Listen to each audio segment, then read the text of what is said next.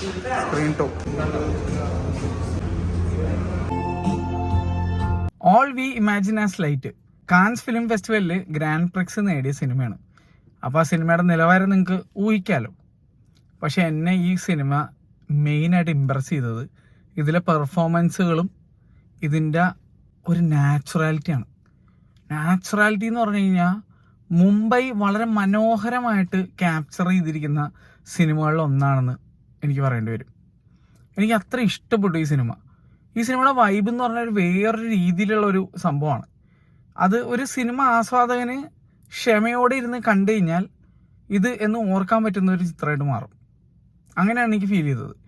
ഈ സിനിമയിൽ കാണിക്കുന്ന ഇവരുടെ ഫ്ലാറ്റ്, ഇവരുടെ കൂടെയുള്ള ക്യാരക്ടേഴ്സ്, ഇവരുടെ കൂടെയുള്ള പൂച്ച, ഇതൊക്കെ നമ്മുടേതും കൂടിയാണെന്ന് തോന്നിക്കുന്ന രീതിയിലേക്ക് സിനിമക്ക് നമ്മളിലേക്ക് എത്താൻ പറ്റിയിട്ടുണ്ടെന്നാണ് എനിക്ക് ഫീൽ ചെയ്തത്. എനിക്ക് അറ്റ്ലീസ്റ്റ് അങ്ങനെ ഫീൽ ചെയ്തു. അതായത് ആ ഒരു അന്തരീക്ഷം, അവിടുത്തെ കാറ്റ്, അവിടുത്തെ ലൈറ്റ്, ആ വീട് എൻ്റെ വീട് പോലെ അങ്ങനത്തെ ഒരു ഫീലിംഗ് ആയിരുന്നു എനിക്ക് ഈ സിനിമ കണ്ടപ്പോൾ. ഭയങ്കര രസമായിരുന്നു. പിന്നെ ദിവ്യപ്രഭയുടെ ആ ഒരു ക്യാരക്ടർ ഇതിനകത്ത് ആ ഒരു ഇന്നസെൻസും അതുപോലെ ആ ഒരു നോട്ടിനെസ്സും അങ്ങനെ കുറേ സംഭവങ്ങളുണ്ട്. അതൊക്കെ ആ ഒരു ടീനേജറിൻ്റെ ഒരു സൈഡ് അത് ഭയങ്കര രസമായിട്ട് ദിവ്യപ്രഭ അഭിനയിച്ചിട്ടുണ്ട്. ഇതുവരെ ദിവ്യപ്രഭേനെ നമ്മൾ അങ്ങനത്തെ ഒരു ക്യാരക്ടർ കണ്ടിട്ടുണ്ടാവില്ല. ഇതൊരു ഭയങ്കര രസമായിട്ട് ചെയ്തിട്ടുണ്ട്. അതേസമയം ഇതിലെ താരം കനിയുടെ കഥാപാത്രത്തിൻ്റെ പേര് പ്രഭ എന്നാണ്. അത് ഒരു രക്ഷയില്ലാത്ത രീതി ചെയ്തു വെച്ചിട്ടുണ്ട്. നമ്മൾ കണ്ടിട്ടുണ്ട് ബിരിയാണിയിലൊക്കെ വേറെ ലെവൽ പെർഫോമൻസുകൾ. എനിക്ക് കനി അഭിനയിച്ചിട്ടുള്ള ഏറ്റവും ഇഷ്ടപ്പെട്ട സിനിമ ബിരിയാണിയാണ്. അത് ഭയങ്കര അടിപൊളിയായിരുന്നു. എന്നിലേക്ക് എത്തിയ ഒരു സിനിമയായിരുന്നു ബിരിയാണി. ഭയങ്കര വ്യത്യസ്തമായ ഒരു കിടിലൻ അപ്രോച്ചായിരുന്നു ബിരിയാണി ചെയ്തത്. ബിരിയാണി ആണെങ്കിൽ ആൾക്കാരെ മുഖത്തേക്ക് കൊണ്ടുവന്ന് മുഖത്തടിച്ച രീതിയിൽ പല കാര്യങ്ങളും അങ്ങോട്ട് പറഞ്ഞപ്പോൾ ആൾക്കാരെ ആ അടി കൊണ്ടിട്ട് ഇപ്പോൾ അത് ആക്സെപ്റ്റ് ചെയ്യാൻ തുടങ്ങി. അതായത് ഇപ്പോൾ എന്ത് തരം ഒരു റോ ആയിട്ടുള്ള സിനിമ വന്നാലും ആൾക്കാർ ഓൾറെഡി ബിരിയാണി അഭിനയിച്ച നടിയാണ്, അപ്പോൾ വളരെ റോ ആയിട്ടുള്ള ഭയങ്കര ഓണസ്റ്റ് ആയിട്ടുള്ള ഒരു പെർഫോമൻസ് എന്തായാലും ഈ സിനിമയിലും കാണും. അപ്പോൾ be prepared for it. Okay, നമുക്കറിയാം എന്ത് ലെവൽ പെർഫോമൻസ്, എന്ത് ലെവൽ നാച്ചുറാലിറ്റി ആയിരിക്കും വരുന്നതെന്നൊക്കെ ഓൾറെഡി പ്രിപ്പയർഡ് ആണ് കനിയുടെ കാര്യത്തിൽ. അതുകൊണ്ട് തന്നെ കനി ഇപ്പോൾ എന്ത് ചെയ്താലും ആ നാച്ചുറാലിറ്റി ബെറ്റർ ആയിക്കൊണ്ടിരിക്കുകയാണ്. അതിപ്പോൾ എന്ത് കാര്യമായാലും ഇതിനകത്ത് വളരെ നമ്മുടെ റിയൽ ലൈഫിൽ നാച്ചുറലായിട്ട് നമ്മൾ ചെയ്യുന്ന കുറച്ച് കാര്യങ്ങൾ, ചില ഇടങ്ങളിലൊക്കെ ശൗചാലയം ഇല്ലാത്ത സ്ഥലത്ത് എങ്ങനെയായിരിക്കും നിങ്ങൾ വെളിക്കിരിക്കാൻ പോകുന്നത്, അങ്ങനത്തെ കുറച്ച് സാധനങ്ങളൊക്കെ വളരെ നാച്ചുറലായിട്ട് അരോചകമല്ലാത്ത രീതിയിൽ അത് പ്രസൻറ്റ് ചെയ്തിട്ടുണ്ട്. അതിൻ്റെ പ്യുവർ റോനെസ്സിൽ. ഇതൊരു അഡൾട്ട് മൂവിയാണ്. വളരെ റോ ആയിട്ട് പല എക്സ്പ്ലിസിറ്റ് ആയിട്ടുള്ള സീൻസും ഒക്കെ ഉള്ള ഒരു സിനിമയാണ്. ദിവ്യപ്രഭയുടെ സൈഡിൽ നിന്നും വളരെ റോ ആയിട്ടുള്ള ഒരു പെർഫോമൻസ് ആണ്. പക്ഷെ ഒരിക്കലും അത് വൾഗറായിട്ടോ അല്ലെങ്കിൽ ചില സിനിമ കാണുമ്പോഴേക്കും നമുക്ക് അയ്യോ ഈ പെർഫോമൻസ് ഭയങ്കര വൾഗറായി തോന്നി, അല്ലെങ്കിൽ ഈ പെർഫോമൻസ് ഒരു ആവശ്യമില്ലാത്ത രീതിയിൽ എക്സ്പോസ് ചെയ്യുക, അങ്ങനെയല്ല ഈ സിനിമയിൽ. ഇതിൽ ആ ഒരു സിറ്റുവേഷനിൽ ഡിമാൻഡ് ചെയ്യുന്ന കാര്യങ്ങൾ വളരെ നാച്ചുറലായിട്ട് നമ്മളിപ്പോൾ നമ്മുടെ കണ്ണുകൊണ്ട് കാണുമ്പോൾ എന്തൊക്കെ കാണാതെ ആ രീതിയിലാണ് പോയിരിക്കുന്നത്. ക്യാമറയൊക്കെ വെച്ചിരിക്കുന്നത് നമ്മുടെ കണ്ണ് കൊണ്ട് നമ്മൾ കണ്ടുകൊണ്ടിരിക്കുകയാണെങ്കിൽ എന്തൊക്കെ കാണുന്നുള്ള രീതിയിലുള്ള പോയിന്റ് ഓഫ് വ്യൂവിലൊക്കെയാണ്. എനിക്ക് അങ്ങനെ ഫീൽ. അതായത് നമ്മുടെ തേർഡ് ഐ ആണ് ക്യാമറ എന്നുള്ള രീതിയിലാണ് ചെയ്തു വെച്ചിരിക്കുന്നത്. അതല്ലാതെ ഇങ്ങനെ പറയണമെന്ന് എനിക്കറിയില്ല. ഇത് എക്സ്പ്ലെയിൻ ചെയ്യാൻ ഇത്തിരി ബുദ്ധിമുട്ടായിട്ടുള്ള ഒരു പരിപാടിയാണെന്ന് എനിക്ക് ഫീൽ ചെയ്ത്. പക്ഷേ ഇതൊരു അനുഭവമായിരുന്നു. ഇതൊരു വളരെ നാച്ചുറൽ ആയിട്ടുള്ള ഒരു ഭയങ്കര ഫീൽ ഗുഡ് ആയിട്ടുള്ള പടമാണ്. ഭയങ്കര ഫീൽ ഗുഡാണ്. At the end of the movie നിങ്ങളുടെ ഉള്ളിൽ ഭയങ്കര ഒരു നല്ല ഫീലിംഗ് ആയിരിക്കും. ഈ സിനിമ എൻഡ് ചെയ്യുന്നത് വളരെ ഒരു പോസിറ്റീവ് നോട്ടിലാണ്. അതുകൂടാതെ ഈ സിനിമയുടെ ത്രൂ ഔട്ട് ടോൺ ഒരു ബ്ലൂയിഷ് കൂൾ എന്ന് പറഞ്ഞ ഒരു ഇതിലാണ് പോകുന്നത്. ഈ സിനിമയിൽ ദേഷ്യപ്പെടുന്ന രംഗങ്ങളും വളരെ കുറവാണ്. കാര്യത്തിന് മാത്രം ദേഷ്യപ്പെടുന്നവരാണ് കൂടുതലും. ദേഷ്യ സീൻസ് വളരെ കുറവാണ്. ഒരാൾ മാത്രമാണ് നമുക്ക് മനസ്സിൽ എന്തിനാണ് ദേഷ്യപ്പെടണമെന്ന് തോന്നുമെങ്കിലും അതിനൊരു കാരണമുണ്ട്. ആ ഒരു ക്യാരക്ടറായിട്ട് ബന്ധപ്പെട്ടാണ് ഈ സിനിമയുടെ ടൈറ്റിലും ഒക്കെ വരുന്നത്. ആ ക്യാരക്ടറും ആ ടൈറ്റിലും കൂട്ടി വായിച്ചാൽ നിങ്ങൾക്ക് കാര്യം മനസ്സിലാവും. പക്ഷെ അതെന്താണെന്ന് ഞാൻ റിവീൽ ചെയ്യുന്നില്ല. നമ്മുടെ സബ്സ്ക്രൈബർ മച്ചാൻ മലപ്പുറത്തുനിന്ന് വന്നിട്ടുണ്ടായിരുന്നു സിനിമ കാണാനായിട്ട്. മച്ചാൻ എന്നോട് റിക്വസ്റ്റ്, പക്ഷേ ഞാൻ ഇപ്പോൾ ആലോചിച്ചപ്പോൾ അത് പറഞ്ഞാൽ ഈ പടത്തിൻ്റെ എസൻസ് ചിലപ്പോൾ നഷ്ടപ്പെടും. അപ്പോൾ അതൊരു സ്പോയിലർ പോലെയോ, അതുകൊണ്ട് അത് പറയുന്നില്ല. ഞാൻ പറയണ്ടെന്ന് വെച്ച്, സോറി വെച്ചാനെ. കാരണം കാണാൻ വരുന്ന ആൾക്കാർ കണ്ടു കഴിഞ്ഞ് എന്തുകൊണ്ട് ഈ സിനിമയ്ക്ക് ഇങ്ങനെ പേരിട്ടുന്നു എന്നുള്ള മനസ്സിലാക്കട്ടെ എന്നുകൂടിയാണ് ഞാനിങ്ങനെ ആലോചിച്ചത്.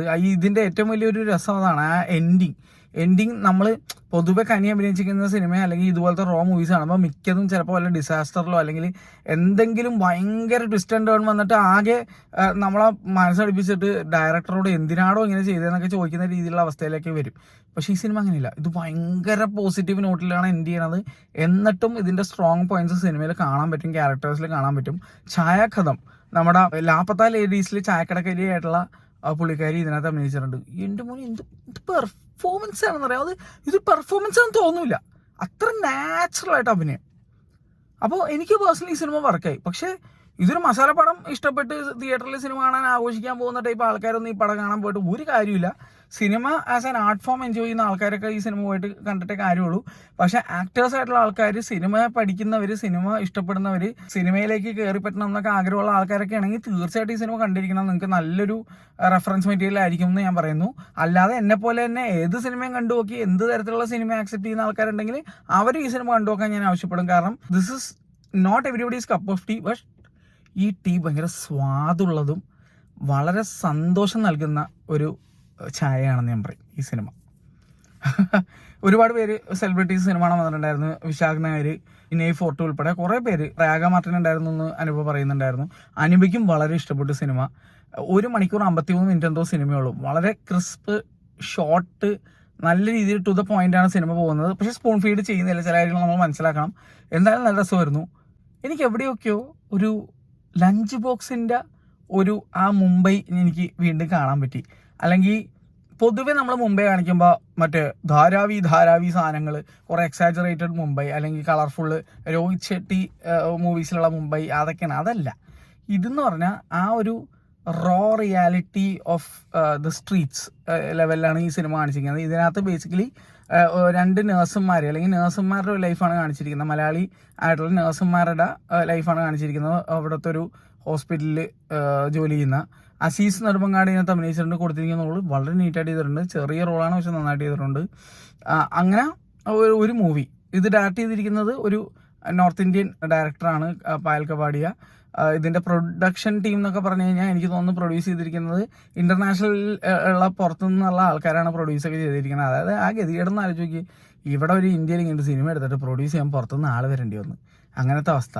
അതുകൊണ്ട് തന്നെ ഒരു ഗുണമുണ്ടായി, പുറത്തുനിന്ന് ആൾക്കാർ പ്രൊഡ്യൂസ് ചെയ്തുകൊണ്ട് കാൻസ് വരെ പോയി, കാൻസിൽ ആൾക്കാർ കണ്ട് ഇഷ്ടപ്പെട്ടു, ഗ്രാൻഡ് പ്രിക്സ് വരെ നേടി. വളരെ നല്ല അഭിമാനകരമായ കാര്യങ്ങളായിരുന്നു അവിടെ നടന്നത്. ആ ഒരു ടൈമിൽ മലയാള സിനിമയിൽ ഉള്ള നടിമാരൊക്കെ എവിടെ എന്നൊക്കെ ചോദിച്ചു കഴിഞ്ഞാൽ ഉത്തരം അവരെ ഞാൻ കാണിച്ചു കൊടുത്തത് ഞങ്ങൾ കാൻസലുണ്ടെന്നുള്ളത്, അവിടെ ഗ്രാൻഡ് പ്രിക്സും മേടിച്ച് നിൽപ്പുണ്ടെന്നുള്ളത്. അപ്പോൾ ആ ഉത്തരമായിട്ടുള്ള ഈ സിനിമ നിങ്ങൾ കാണാൻ പറ്റിയാൽ തീർച്ചയായിട്ടും പോയി കാണാം. പക്ഷേ അവസ്ഥ പരിതാപകരമാണ്. കാരണം വെച്ച് കഴിഞ്ഞാൽ ഈ സിനിമയ്ക്ക് തീരെ തിയേറ്റേഴ്സ് ഇല്ല. വനിതയെ പോലെ ഈ സിനിമ ഇല്ല, ഫോറം മോളിലില്ല, ഒരിടത്തും ഇല്ല, PVR ഒന്നുമില്ല. ആകെയുള്ള ഷെണൈസിൽ ഇതേ ഇന്നലെ ഇന്നുമായിട്ട് കുറച്ച് ഷോ, നാളെയും ഷോ ഉണ്ടെന്ന് തോന്നുന്നുണ്ട്. ഇതൊക്കെയാണ് നല്ല സിനിമയുടെ അവസ്ഥ. ഇതാണ് എന്ത് പറയാനാ, അതായത് ഒരു മാസ് മസാല എൻ്റർടൈനർ പടം ഒന്നുമല്ല, അതുകൊണ്ടാണ് ഓഡിയൻസ് ഇല്ല. അതാണ് ഒരു അൺഫോർച്ചുനേറ്റായ കാര്യം. സിനിമ ഇപ്പോൾ തിയേറ്ററിൽ നിന്ന് പോകണേ പിന്നെ ഓടിപ്പോയി കണ്ടാൽ നല്ല സുഖിക്കും. പിന്നെ സങ്കടം ഡബിളായത് എങ്ങനെയാന്ന് പറഞ്ഞാൽ ഈ സിനിമ ഫ്ലാറ്റ് റേഷ്യോ മൂവിയാണ്. കണ്ടത് ഒരു സ്കോപ്പ് റേഷ്യോ തിയേറ്ററിൽ. ഇത് കാണേണ്ടത് PXL-ഒക്കെയാണ്, അല്ലെങ്കിൽ ഒരു PLF സ്ക്രീൻ, അല്ലെങ്കിൽ ഒരു ഫ്ലാറ്റ് സ്ക്രീനിലാണ് ഈ സിനിമ കാണേണ്ടത്. എന്ത് ചെയ്യുക, എനിക്കിവിടെ ഇങ്ങനെ ഇരുന്നിട്ട് ഒരാഴ്ച വന്നിട്ട് അയ്യോ ഫ്ലാറ്റ് പടം കൊണ്ടുപോയി സ്കോപ്പിലിട്ടേന്ന് പറഞ്ഞുകൊണ്ടിരിക്കുന്നതെന്നല്ലാതെ വേറെ എന്ത് ചെയ്യാനാണ്. പക്ഷേ ഷെണൈസിൽ സംബന്ധിച്ച് അവിടെ ഫ്ലാറ്റ് സ്ക്രീൻ ഇല്ല, പിന്നെ അവരവിടെ കൊണ്ടുപോയിടും. അവരെനിക്കതുകൊണ്ട് കുറ്റം പറയാനോ അല്ലെങ്കിൽ ഒന്നും പറയാനില്ല, കാരണം അവിടെ ഫ്ലാറ്റ് ഇല്ലാത്തതുകൊണ്ടാണ്. സ്കോപ്പ് സ്ക്രീൻസ് മാത്രമേ ഷെണൈസിലുള്ളൂ. 1 തൊട്ട് 5 വരെയുള്ളത് എല്ലാം സ്കോപ്പ് സ്ക്രീൻസാണ്. അതായത് 16:9 എന്ന് ചുരുക്കി പറയാൻ രീതിയിലുള്ള സ്ക്രീൻസ്. 2.39:1 എന്ന് പറയും. പക്ഷേ ഈ സിനിമ എടുത്തിരിക്കുന്നത് 1.85:1 ഫ്ലാറ്റ് റേഷ്യോയിൽ. നമ്മുടെ ഐമാക്സിലേക്ക് പോലത്തെ 4:3 റേഷ്യോ ആ സാധനം. ഒറിജിനൽ ഐമാക്സ് എന്ന് പറയുന്നത് ഏകദേശം 1.43:1 1:1 വേണമെങ്കിൽ പറയാം, ഏകദേശം സ്ക്വയർ 1.43:1 റേഷ്യോ ആണ്. പക്ഷേ ആരോട് പറയാൻ, ആര് കേൾക്കാൻ? ഇതിൻ്റെ DCP എന്താണെന്നൊന്നും എനിക്കറിയാൻ പാടില്ല. കാരണം DCP അറിയാൻ കഴിയുന്ന തിയേറ്ററിലൊന്നും അല്ല ഇത് വന്നത്. അപ്പോൾ കണ്ടത് എൻജോയ് ചെയ്ത് കണ്ടു. പിന്നെ ഈ സിനിമ അങ്ങനത്തെ ഒരു പടമാണ്. ഇത് നിങ്ങൾ എങ്ങനെ കണ്ടാലും ചിലപ്പോൾ ഇത് ഇഷ്ടപ്പെടും. ഇത് ഉൾക്കൊള്ളാൻ പറ്റുന്ന ആൾക്കാരെ എങ്ങനെ കണ്ടാലും ഇത് ഇഷ്ടപ്പെടും. ഞാനത് ഉൾക്കൊണ്ടു, എനിക്ക് വളരെ ഇഷ്ടമായി. നല്ല പടം. കാരണം you are an amazing asset to Malayalam cinema, പറയാതിരിക്കാൻ വയ്യ. അടിപൊളി. പിന്നെ Divyaprabha, more power to you. ഇതുപോലെയുള്ള ഒരുപാട് നല്ല സിനിമകൾ അഭിനയിക്കുക. കിഡിലൻ റോൾസാണ്. അത് നിങ്ങളുടെ ഉള്ളിലുള്ള ആക്ട്രസിനെ നിങ്ങൾ നല്ല രീതിയിൽ ഷോക്കേസ് ചെയ്തു. നമ്മളിങ്ങനെ പറയില്ലേ, തിൻ ലൈനിലൂടെയാണ് പോയിക്കൊണ്ടിരിക്കുന്നത്, ആ ബാലൻസ് കീപ്പ് ചെയ്തെന്ന്. അതെനിക്ക് ഭയങ്കര ഇഷ്ടമായി. ദിവ്യപ്രഭയുടെ പെർഫോമൻസ് അടിപൊളിയായിട്ടുണ്ട്. എന്തായാലും നല്ലൊരു സിനിമ. കാണാൻ പറ്റുമെങ്കിൽ കണ്ടു നോക്കുക. കുറച്ച് ദിവസം കൂടി ചിലപ്പോൾ തിയേറ്ററിൽ ഉണ്ടാവുള്ളായിരിക്കും. എന്നാലും തിയേറ്ററിൽ ഇപ്പോൾ കണ്ട ഒരു നല്ല ഫീലിംഗ് ആയിരിക്കും നിങ്ങൾക്ക് കിട്ടണമെന്ന് എനിക്ക് തോന്നുന്നത്. അറ്റ്ലീസ്റ്റ് ഞാനും അനുഭവം നല്ലപോലെ എൻജോയ് ചെയ്തു. നല്ല രസമുള്ളൊരു സിനിമ, ഒരു നല്ല സിനിമ കണ്ടതിൻ്റെ ഒരു സന്തോഷം. ഇത്രേ ഉള്ളൂ.